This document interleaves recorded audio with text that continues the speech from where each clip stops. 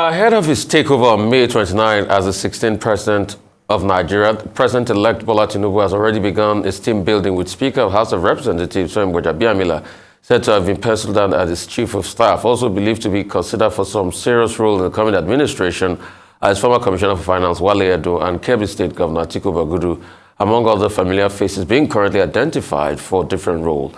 This is as a renowned playwright and popular Nobel laureate, Professor Wole Soyinka, has warned Tinubu against failing to restructure the country, saying it was the only way out of the current national ordeal.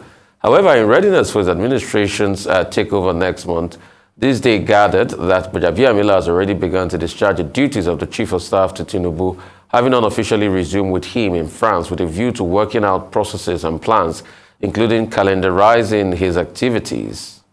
Dr. Bati, a lot to talk about. Well, given his experience as, a former governor of Lagos State for 2 terms and his experience in politics, I think Nigerians can be, confident that, when the president-elect assumes office, it's not going to take up to 6 months to form a cabinet. And if it is indeed, as reported, the case that he's already building his team, that is to be expected, because the challenges ahead are enormous. And the next president of Nigeria cannot afford to wait, because the people themselves are anxious about what the immediate future portends. The president of Nigeria has enormous, executive powers under Section 5 of the Constitution. And the Constitution giving him those powers also recognizes that he cannot do everything alone. He needs to form a team. He needs to have a team. And this team, has to come from every part of Nigeria, and that team must be able to deliver. So if indeed, as reported, the president-elect is already putting the team together, well, that's perfectly in order. That's how it's supposed to be. Some people may say, well, why doesn't he wait till the matter in court is determined? Well, the thing to realize is that there is a window of about 180 days for, election petitions. So if a man is going to be sworn in on May 29 and the transition process has started, it's to be expected that on his own part, he will begin to put a team together. Some of the names that have been mentioned, Mr. Wale Edo.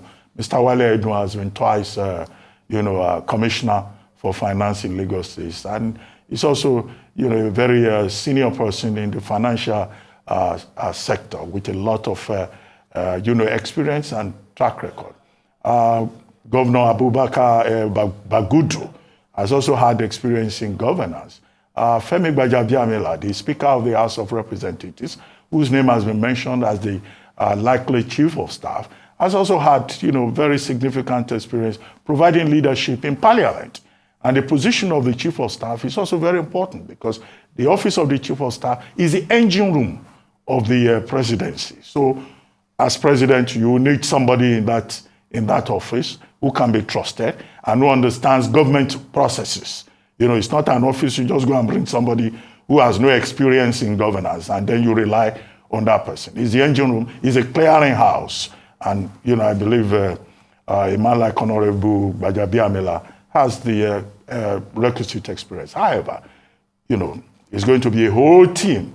What we can insist upon is that the next president of Nigeria, the president-elect, should put together a team of the best and the brightest.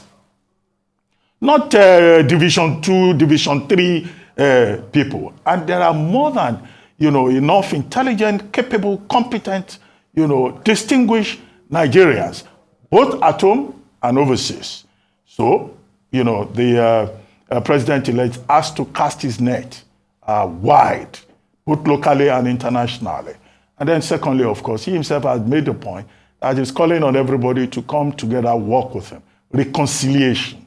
He talked about reconciliation. He talked about building a government that will carry everybody along. The first signal that will be sent out will be, the composition of that government. Of course, the Constitution prescribes, the basic about the cabinet, for example. The cabinet will have to reflect all the states of the federation. But more than that, There is so much patronage to be dispensed, but the emphasis should not be on patronage. The emphasis should not be on the payment of IOU, many of which every president, will acquire in the process of emerging as president. Emphasis should be on ability, not job for the boys. And that is one thing, that, critics, analysts will be looking forward to. Already, beyond putting a team together, I see that people are already setting an agenda for the president-elect. Well, one, he has his manifesto, 80-page manifesto, in which he talks about, restoring hope back to Nigeria. Yes, Nigerians want that hope to be restored in real sense. Two, he has been told by no less a person than the Nobel laureate, Professor Soyinka, that he has to focus on the issue of restructuring, which has been on the table for a very long time, but nobody has been able to get around to it. And Professor Soyinka is saying, look, there are many voices in the room now, in the country. Those voices also have to be heard. Hearing those voices, listening to those voices, would provide a pathway towards the healing and the reconciliation that we have been talking about. But whatever happens, there are people who are even saying the starting point with regard to restructuring, which means many things to many people, will have to be a review or, further amendment of the 1999 Constitution, which many analysts have said, look, this is a military imposed constitution, despite the various alterations that we have had to that constitution. So there's a lot of work to do. There's fuel subsidy to worry about. There is the status of the refineries to worry about. There is revenue to worry about. There's so much. But we'll see. The first signal will be the kind of team he comes up with. And, we just hope that he will hit the ground running and that team will come up immediately as he's done elsewhere. Nobody should again in this country take 6 months or 1 year, as was the case at one subnational level, for a governor to even put a team together. Okay, so a lot of things has to be said. Politics has started real time. The politics will be about who will take what, when, and how. Will they take it in his administration, Bola Tinubu's administration? And people have started aligning. Bickering has been mentioned. In fact, there's a talk that he has even started his role already as, unofficially as the chief of staff. Is with him out there in Paris, overseeing affairs as they go ahead and plan. Other people are jostling. So there are other people to also be mentioned in the thick of things. Mentioned Wale Edu, which we all know is antecedent with Bola Ahmed Tinubu, and his antecedents in the finance sector. And a couple of other people are coming up there. Because when you look at it critically, he is planning for his administration. So people are also making the argument that all of this, why can't they wait? But the question I'll also ask people that say, why can't they wait, is that the nature abhors a vacuum. When swearing in happens, somebody must hit the ground running. All right? But you can also make the argument when you revert to the Uwe's report that talks about, and this was over 13 years ago, and blimey, it's sad that nothing was done about it, that talked about the fact that we should check our legal process in such a way that verdicts on election matters are given before swearing in happens. And I think for a lot of Nigerians out there, it is time to take a look at that Uwe's report again and ensure that some parts that were not implemented were implemented, rather than the pick and choose thing we do. So, he's been able to set all of this out. And for this is a welcome development. Because we all know how this country pretty much grinded for the first 6 months under President Muhammadu Buhari's administration, because we're looking for ministers that we finally were people that we had already known, and how long the process took. And when that process went on, it was an indication that we're not ready for the world as regards transaction and meeting people, because, ministers administer, and you need that administration across board for the ministries to be able to function effectively. Also, I would like to even see a day, and kudos to him that he started planning on this. I would also like to see a day where, as it is done, although some people argue that, that's a parliamentary system of government, that you have, for anybody trying to run, they already have a proposed list of a shadow cabinet on ground, so that it is plug and play and people can start from day one. As regards the talk on restructuring that Professor Wole Soyinka brought out, it's very nice. But, it is also a reflection of the failed promises of the APC. Because the fact that we are talking restructuring talk now is an indication that politicians don't keep to the things they say. This was the same APC that even wrote a blueprint on it, led by Nasir El-Rufai, and that was what they touted from 2015. But 8 years down the line, nothing has been done. So I'm happy that Professor Wole Soyinka has reminded the President-elect Bola Tinubu on this, and it's incumbent on politicians to be able to keep their promises. It's as simple as that. Also, we'd like to see how, when all of this happens, he will make the key decisions. I heard his presidential campaign council were saying he will give a timeline once he's sworn in as regards the decision he will make on subsidy. That's a very critical one. Because you see, what makes a leader is decision. The decision he makes at time of critical national issues. And those decisions will be what will judge the administration by vis-a-vis his campaign manifesto that we already have on ground. And someone like me will be looking out for the day when student loan will kick off. If student loan don't kick off, we'll talk to high heavens, because that's a benchmark at which you're going to hold politicians. Also, what he will do as regards subsidy. He said he will pull out subsidy. We're waiting till he pulls out subsidy. He says he will revive the economy. We are waiting for that economic miracle. And those are the things we're going to hold him by. Because that is how governance is done. And it's not only the media that will do it. A lot of people out there watching. There's something also called the Office of the Citizen of the Federal Republic of Nigeria, which is the most important office, I tell people. Even more important than any office in this country. So you sitting in the Office of the Citizen of the Federal Republic of Nigeria, you've got your right, as enshrined in the Constitution. You have the capacity to be able to inquire and ask critical questions when things are not going right. So also the presidential candidate of the Labour Party has said the leaked conversation with the founder and the general overseer of Living Faith Church, aka Winners Chapel, was doctored and completely taken out of context and distorted in a desperate attempt to rope him and have him prosecuted. Media aide to Peter Obi, Valentine Obi says that there has been a plot to search and review all Obi's calls in the last 3 years with a view to seeing if he mentioned interim government or anything that will make All Progressive Congress prosecute him for treason. And if they take over. According to him, the badly distorted leaked conversation with Bishop Oyedepo is the latest antics in effort to nail his principal. In the audio that has since gone viral on social media, Obi was heard appealing to Oyedepo to help mobilize Christian voters ahead of the election, especially those in the north-central states of Kwara, Kogi, and Niger, declaring that the election was a religious war. Meanwhile, the Obi Dati Presidential Campaign Council has also dismissed the leaked audio, describing it as deep-fake audio file aimed at promoting religious tension in the country. In a statement jointly issued by head Obi Dati Media, Dironi Fade, and the chief spokesperson of the Labour Party Presidential Campaign Council, Yunus Atanko, it's alleged that the APC was behind the leaked audio. So there are a couple of stories. Dr. Bate, I'm sure you want to jump on this then. Well, number one, the election is over. Well, apart from the supplementary elections on April 15 in certain constituencies that have not yet been concluded. The post-election phase has begun. Cases are in court. We have over 100 cases already in the various tribunals. There will probably be more. The judiciary has provided a list of judges that will be involved in this. What is important is that, look, Nigerians should learn not to continue to heat up the polity. The cases that are in court will be determined according to the law. And that is why we keep calling on the judiciary to ensure that justice is done and that all parties concerned should respect the outcome of the ruling by the various courts. There is room for appeal.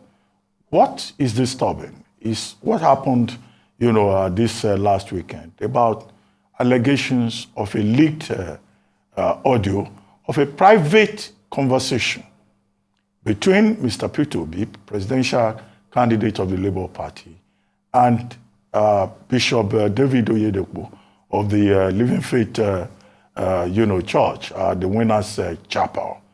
Well, you can't blame the Labour Party for saying that, look, it looks like there is an attempt to monitor all the conversations held on Mr. Peter Obi's phone in the last 1 year as an attempt to set him up for one reason or the other.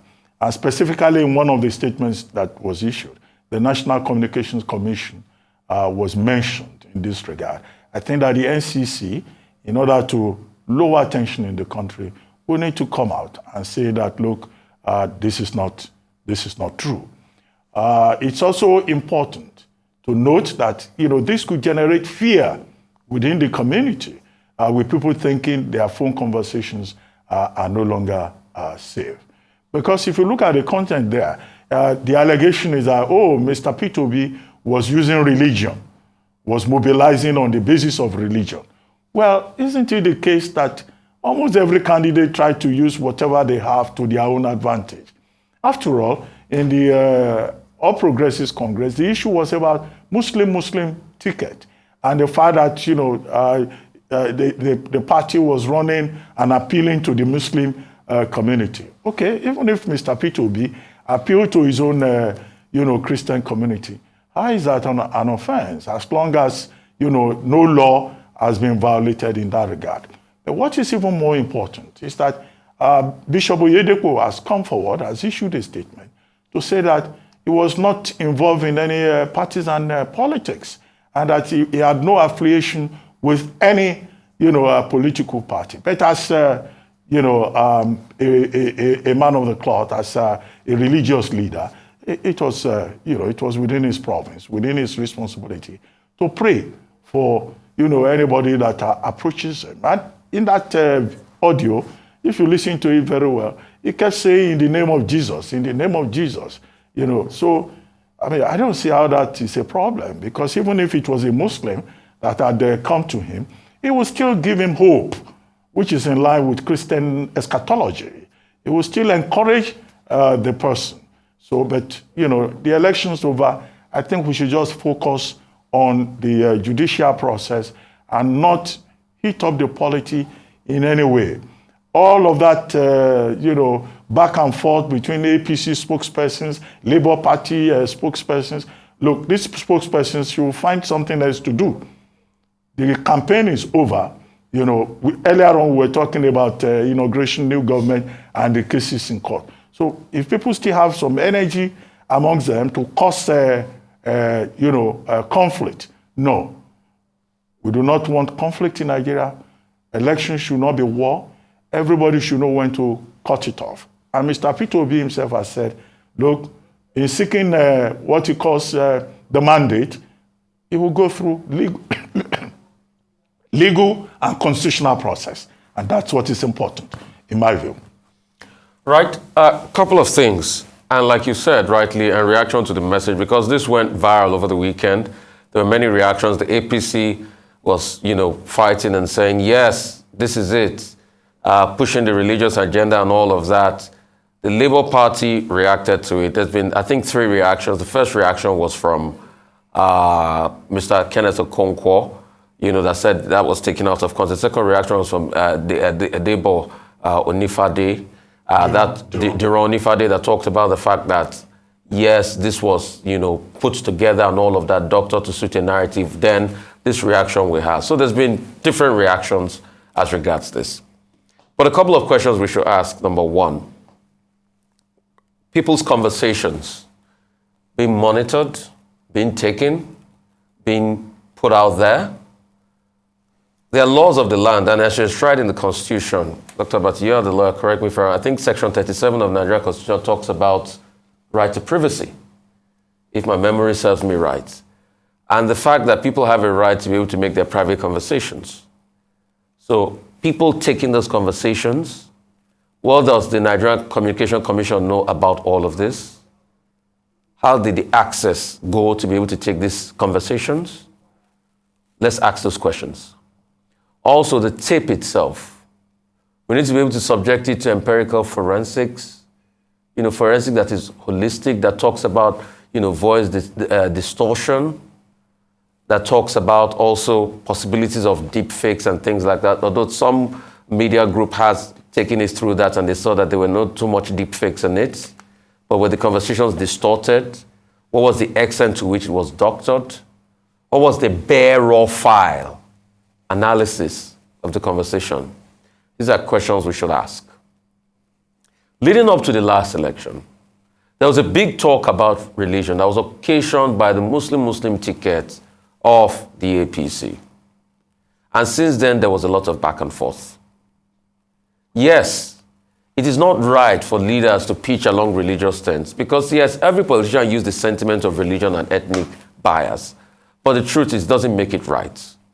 For us to be able to build a country, we need to build a country of holistic competence and speak more about what our leaders can do for us and the capacity they have to be able to execute the things they have written in their manifesto.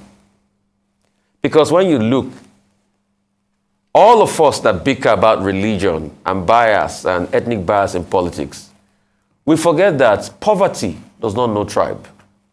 Poverty does not select and say, oh, you are an Hausa man. Because you're an Hausa man, I will not come your way. You are a Yoruba man. Because you're a Yoruba man, or you're a Christian or Muslim, I will not come your way. Poverty is as a result of bad leadership. Darren Osamoglu wrote in his book, Why Nations Fail. He said nations fail because their leaders make them fail. Pure and simple. The failure of Nigeria is a reflection of leadership. What is poverty? Lack. What causes lack? Unequitable distribution of resource. The clear analogy is some have food they cannot eat. Some can eat but have no food. Some can eat but they have no food. But some have food. And that's the clear problem of poverty. So those are the things that bind all of us. Nigeria has become a country where the vast population is united in poverty.